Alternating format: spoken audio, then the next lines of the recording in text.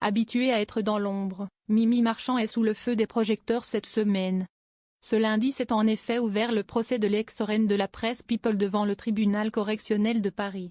La communicante, qui est proche du couple Macron et a déjà été accusée de délits financiers, est cette fois-ci sur le banc des accusés suite à une plainte déposée par Karine Le Marchand. L'animatrice star de M6, qui présente L'amour est dans le pré, La France a un incroyable talent ou encore une ambition intime, accuse en effet Mimi Marchand de chantage. Celle qui est jugée pour extorsion de fonds aurait extorqué plus de 1 600 € à Karine Le Marchand.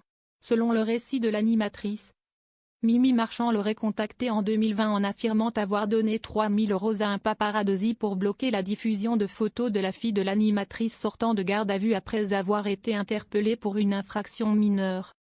D'un déjeuner organisé quelques jours plus tard entre les deux femmes, Karine Le Marchand lui aurait remis 1 600 € car elle se sentait en dette, comme elle l'a confié devant le tribunal. Ces 1 600 €, je ne sais pas les refuser, je reste idiote, je m'enferme dans mes mensonges.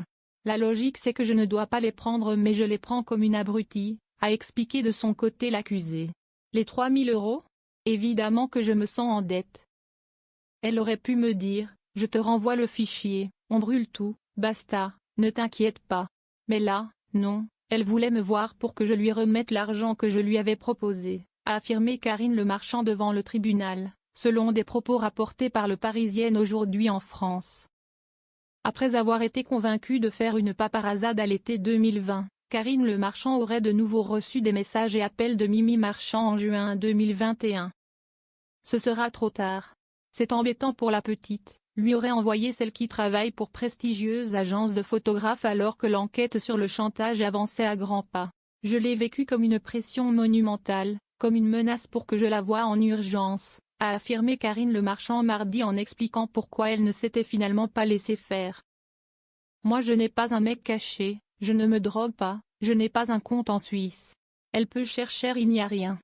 Cela me donne une force monstrueuse mais c'est vrai qu'il y a plein de gens qui ont peur de cette femme parce qu'elle a un pouvoir énorme. Sur moi, désolée, ça ne marche pas, a-t-elle conclu.